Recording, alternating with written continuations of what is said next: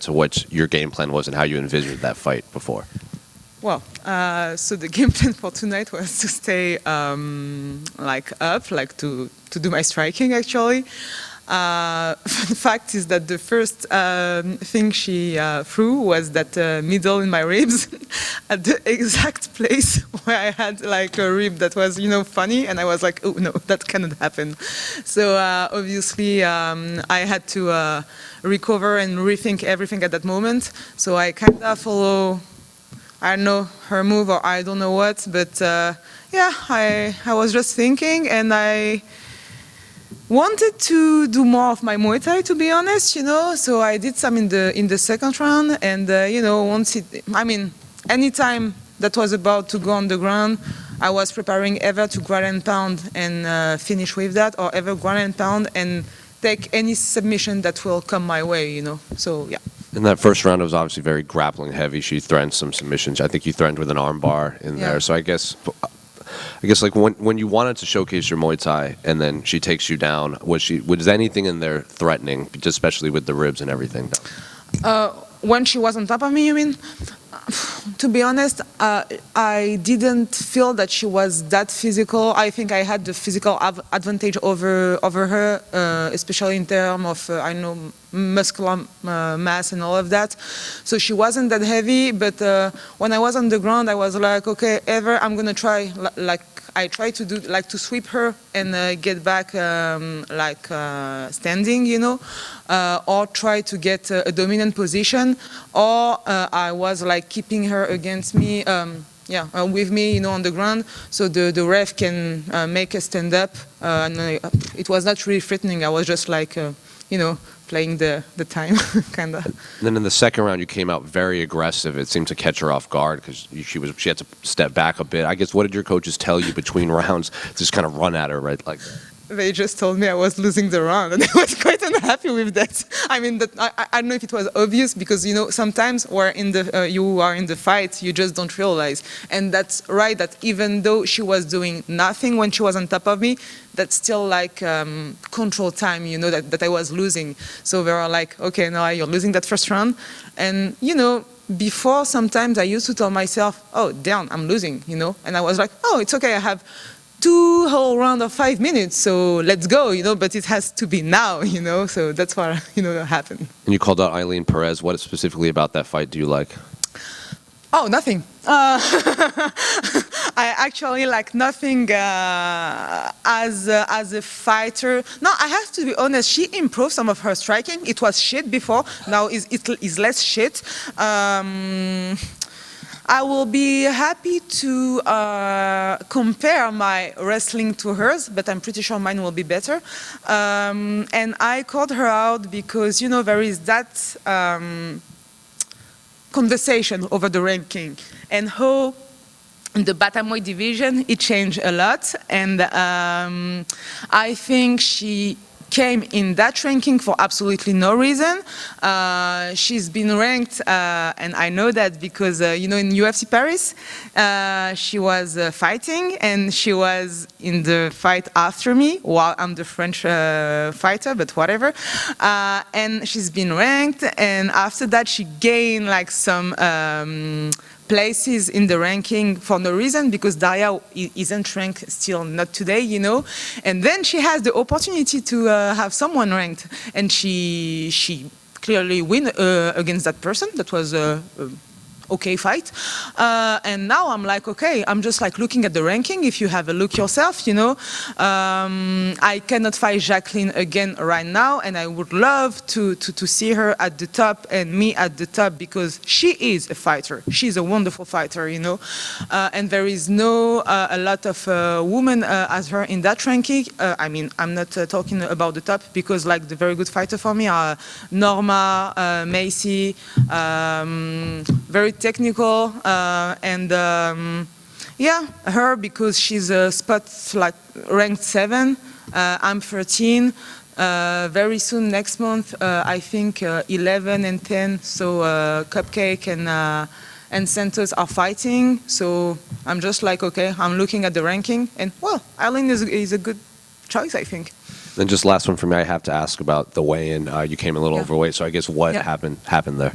So I was initially scheduled for May 15. I don't know if you know that, for UFC 315, and then they have to move me. And to be honest, that was like my first pay-per-view, you know, like to be on a card like that. So they offered Miami, and they offer another fight like later in April. But I was like, Miami is a better, you know, exposure. I mean, and it's a better place as well, you know. It's like fantastic card we have here, you know.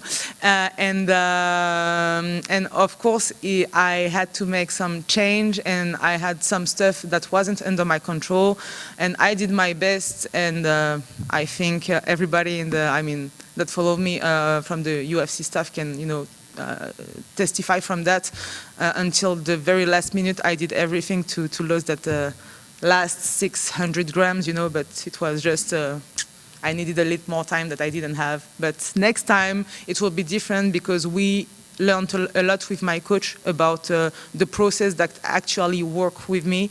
And so now, hopefully, and if God allows, there won't be any problem anymore about it. Nora, right here. Congrats on the win. Right here. Well, There we go. hi. Hey, just wanted to ask, first of all, this being your third win in 4 fights, was this the last fight on your contract? So, interesting question. I wanted to keep that surprise for some of my coaches too, but no, that's the first of my new contract. Yeah. Well, congratulations on Thank that. you so Obviously, much. a good start to it. And, you know, the UFC tends to go to Paris around September, so does that sound like a good turnaround for you? Sorry. Yeah, I would love to. I mean, if it's, I guess this time it will be as before, early September. I think it was postponed to late September last year because of the Olympics. So it will be awesome to fight on the first week of September. But now, you know, I didn't receive any. I mean, nothing, you know, no injury, no nothing. So I would like really love to fight like late June or early July. That will be awesome, you know, because I really need to keep that dynamic going. You know, I'm from Muay Thai and I used to fight a lot. I used to fight often, and I really think that will help, like overall, I mean, all the weight or whatever. I think it will really help to have that dynamic following and fighting more often. Great. Congratulations. Thank you. Nora, over here. Yeah. You had to take a career break in 2018 due to having an autoimmune disease. Yeah. How much confidence have you gotten from getting through something like that? It was hard. To be honest, so it really manifested like late 2019, because I still pushed my body at the time you mentioned, because I didn't know. So, and I had to discover by myself, because it's pretty hard to find like a very good doctor. I mean, endocrinologists that know the woman body as athletes. You know, they know like regular body, but they don't know how to take care of athletes. And that's still a point that where I need, you know, that I will be like more confident if I have a real like follow-up over that, you know. But going through that kind of hard stuff really helped me, because at that time I was desperate, and having the doctor that telling me that I will never like do combat sport again, because I went up to 83 kilos. So I don't know what it is in pound, but it's like the middleweight division, you know. So I was like, oh, okay. So I have to just give up on my, not dreams, but my goals in life, because that's goals that I wanted to, you know, go to. And sometimes I think I'm too hard on myself and don't give me like enough credit for what I came through, and I really like, I'm really coming back from hell, to be honest, you know. So yeah, that still makes me a little like emotional to talk about it, because that was really hard. And that's a good question, because you just like remind me that I have to remind myself more often that this was a proof that I can go to the top level now. Here. For sure, you've come a long way. And you said you want to like improve and be nicer to yourself and give yourself more credit. Are you doing anything to work on that? Yeah, I have, I'm in more now conversation with my coaches over that, and that's really helped to have like the good environment in terms of gym, in terms of coaches, and in terms of, you know, just relationship in general, and choose your people and choose how you feed your soul and your mind, and I think that's the main stuff. Of course, your body as well, because when you have autoimmune disease, you cannot do some stuff with your body, or but that comes from my environment, and that's really trying to focus on the positive thing. You don't have to be happy every day, but even when you're like kind of tired and don't see the light, you have to stay positive in your heart, and that's the thing to me. Thank you. Nora, juste ici. Oui. Félicitations pour ta victoire. Est-ce que je peux avoir ton impression sur le combat, toi qui viens de t'imposer par soumission au deuxième round, alors que c'était une prédiction que tu avais évoquée justement pendant la semaine? Alors, tu me disais, excuse-moi, je trouvais très impoli ce qu'il a fait. Tu m'as dit, du coup, ce que... tu viens de t'imposer par soumission au deuxième round. Ouais. C'est quelque chose que tu avais évoqué, justement, comme pronostic cette tout à fait, semaine. ouais. Est-ce que je peux avoir ton impression sur comment tu t'es senti dans ce fight? Bah, honnêtement, tu sais, comme je leur disais, c'était un peu difficile parce que j'ai l'impression que... Je pensais que j'étais vachement bien, tu sais, dans la salle de warm-up et tout. J'étais vraiment remontée à bloc. Et comme je dis, en fait... le premier coup qu'elle balance, et tu vois, encore une fois, mes amis disent que j'ai un chat noir, mais là, c'est la vérité, elle me balance son middle et elle me touche à une côte qui était quand même fragilisée, tu vois, et je le sens et je me dis merde. Donc du coup, tout de suite, ce que j'avais en tête et ce qu'on avait dit avec les coachs, je peux pas le mettre en place, et c'est ce qui fait qu'on a aussi passé autant de temps au sol, tu sais, où elle était en top position et moi j'étais un petit peu en train de réfléchir. Et je me suis dit, bon, dans tous les cas, ok, ça va aller, ce round ne se passe pas comme il faut, il y en a deux de plus, il peut se passer n'importe quoi jusqu'à 14 minutes 59, tu vois. Donc là, les coachs me disent que je perds, je repars pour le second et je me dis ok, non, là c'est mort, ce round-là, faut que ça se termine maintenant, parce que c'est comme ça qu'on l'a dit, et comme tu dis qu'il y a eu des prédictions et tout, et c'est vrai que c'est marrant que tu dises ça parce que ça venait et d'amis à moi et tu sais, les mecs qui parient et compagnie, et je me suis dit, tu sais quoi, en fait c'est le moment, là c'est le moment. Et quand elle a essayé donc sa projection, je me suis dit, je vais me décaler, et je sais qu'elle va la rater, parce que bon, quand tu mets ton poids d'une certaine manière, et en tombant comme je suis tombée, je savais que je pouvais lui prendre le dos, parce que c'est un truc que j'ai déjà fait dans un fight auparavant en fait, et je me suis dit, là c'est bon, elle ressort pas, étranglement arrière, c'est le moment. Et le truc, c'est qu'elle résistait bien au début. Moi, je commence à congestionner, puis j'ai levé la tête, j'ai vu l'écran, j'ai vu qu'elle était toute rouge. J'ai dit, ah non, tu ne sortiras pas. Ça y est, c'est fini. Donc franchement, très heureuse. Je sais que tu voulais le garder secret un peu plus longtemps, mais on vient de te poser la question, tu viens de le libérer, Ouais. de l'annoncer. Est-ce que tu peux justement l'annoncer pour les Français? Quelle est la suite pour toi à l'UFC concernant le contrat? Voilà, effectivement, on m'avait parlé d'un renouvellement déjà il y a quelques mois, sans que ce soit... Enfin, pas vraiment très officiel, et puis finalement ça l'est. Là, c'était effectivement non pas le dernier combat de mon premier contrat, mais le premier combat de mon nouveau contrat de 4 combats. Et pour la suite, toi qui disais plus tôt dans la semaine justement à mon micro vouloir gagner ce combat, puis vouloir prendre une combattante classée, tu as notamment parlé d'un nom dans la cage à chaud après ta victoire. Est-ce que tu peux dire ce que tu souhaites pour la suite?